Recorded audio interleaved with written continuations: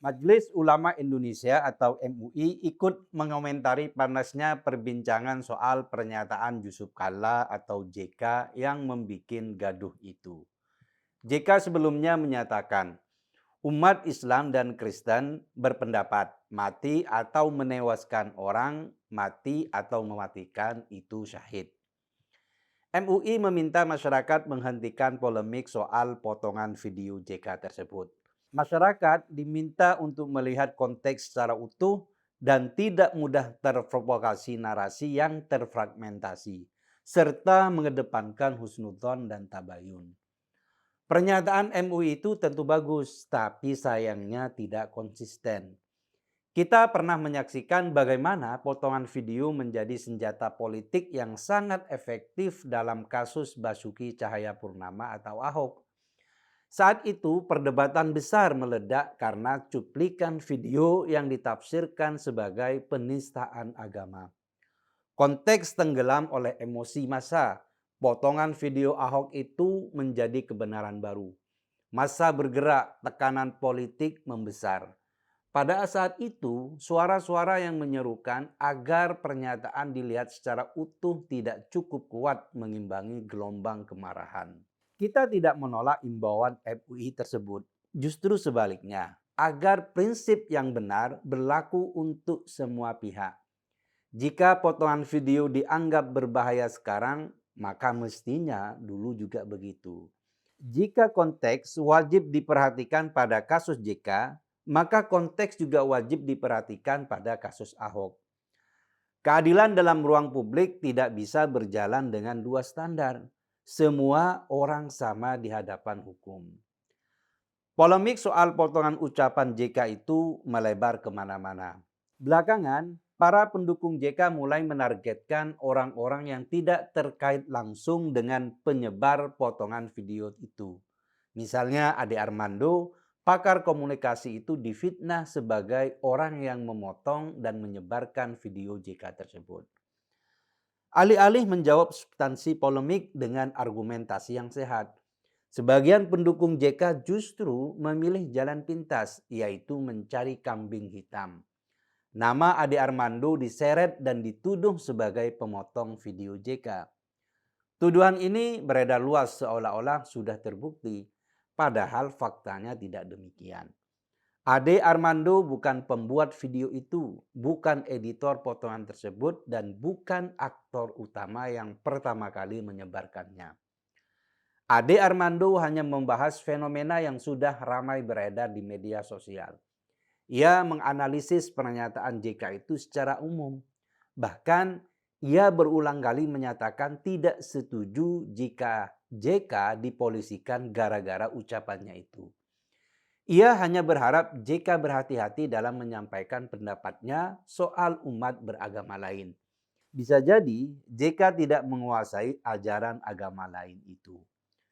Orang yang sudah mengomentari sebuah isu tidak otomatis menjadi pencipta isu. Jurnalis yang memberitakan hoax bukan pembuat hoax. Peneliti yang membedah propaganda bukan produsen propaganda. Pengamat yang mengulas video viral bukan pemotong video. Jika logika ini dibiarkan rusak, maka setiap orang yang berbicara di ruang publik bisa sewaktu-waktu dijadikan sebagai tersangka. Apa yang dilakukan kepada Ade Armando adalah pola klasik yang dikenal sebagai kill the messenger. Serang pembawa pesan agar isi pesan tak lagi dibahas. Saat polemik video JK muncul, mestinya perdebatan berkisar pada beberapa hal pokok. Apakah video itu dipotong? Bagaimana konteks utuh ceramahnya? Apa sebenarnya maksud JK ketika menyinggung istilah mati syahid dalam konflik Ambon dan Poso? Apakah ada salah tafsir di tengah masyarakat? Semua itu bisa dibahas secara dewasa. Tetapi ketika AD dijadikan sasaran, fokus publik dipindahkan. Perhatian orang bukan lagi pada isi ucapan JK, melainkan pada kebencian terhadap individu tertentu. Substansi hilang, sensasi menang. Inilah keuntungan utama dari strategi fitnah. Ia membelokkan arah diskusi. Lebih berbahaya lagi, praktek semacam ini menciptakan rasa takut. Siapapun yang berani memberi opini tentang isu sensitif akan berpikir dua kali. Mereka melihat bahwa cukup dengan membahas topik viral, seseorang bisa dituduh macam-macam, dicap provokator, lalu dihajar ramai-ramai. Akibatnya, ruang publik tidak lagi diisi argumen, tetapi diisi ancaman sosial. Jika ini terus dibiarkan, demokrasi akan kering dari keberanian berpikir. MUI sendiri dalam pernyataannya mengajak masyarakat melakukan tabayun atau klarifikasi terhadap informasi yang beredar. Maka semestinya semangat itu juga diterapkan pada tuduhan terhadap Ade Armando. Jika ada bukti ia memotong video, tunjukkan. Jangan hanya meminta klarifikasi ketika tokoh besar diserang, tetapi membiarkan tuduhan liar ketika sasaran serangannya adalah pihak lain. Membela JK dengan menjelaskan konteks ceramah adalah sah, bahkan perlu. JK sudah menyampaikan bahwa ia berbicara tentang perdamaian dan bagaimana konflik sering menggunakan agama sebagai legitimasi kekerasan. Itu penjelasan yang masuk akal dan patut didengar. Namun, membela JK dengan memfitnah Ade Armando adalah tindakan yang justru merusak pembelaan itu sendiri. Kasus ini mengajarkan satu hal yang penting. Kita tidak butuh ketenangan, tetapi juga konsistensi. Kita tidak butuh seruan menghentikan gaduh, tetapi juga keberanian menghentikan kebohongan. Kita tidak hanya butuh ajakan persatuan, tetapi juga perlindungan terhadap siapapun yang menjadi korban pembunuhan karakter. Ahok pernah menjadi contoh bagaimana potongan video bisa mengguncang bangsa.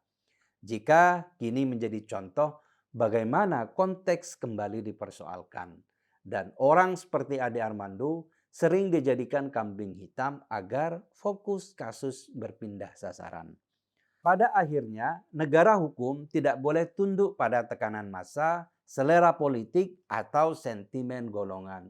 Hukum harus berdiri tegak dengan ukuran yang sama bagi semua orang, siapapun dia, Ahok, JK, Ade Armando, maupun warga lainnya. Jangan ada pasal yang tajam kepada satu pihak tetapi tumpul kepada pihak lain. Jangan ada pembelaan karena kedekatan dan jangan ada penghukuman karena kebencian. Masyarakat pun harus belajar untuk tidak berat sebelah. Jika kita menuntut konteks dijelaskan pada kasus JK, maka kita juga harus mengakui pentingnya konteks pada kasus Ahok. Jika kita marah ketika seseorang difitnah hari ini, maka kita juga harus menolak fitnah terhadap siapapun di masa lalu. Keadilan tidak boleh dipilih-pilih sesuai identitas orang yang sedang dibicarakan. Lebih dari itu, demokrasi yang sehat tidak mudah memenjarakan orang hanya karena pendapat atau ucapan yang masih bisa diperdebatkan. Pernyataan yang kontroversial seharusnya lebih dulu dijawab dengan dialog, bantahan, kritik, dan klarifikasi, bukan buru-buru dengan jeruji besi. Ahok tidak seharusnya mudah dipenjara karena tafsir atas ucapannya. JK pun tidak seharusnya dipolisikan hanya karena pernyataan yang menimbulkan polemik. Sebab ketika perbedaan pendapat terlalu gampang dibawa ke penjara, yang mati bukan kebebasan berbicara, tetapi juga akal sehat bangsa ini. Indonesia membutuhkan masyarakat yang dewasa dalam berbeda pendapat dan negara yang adil dalam menegakkan hukum.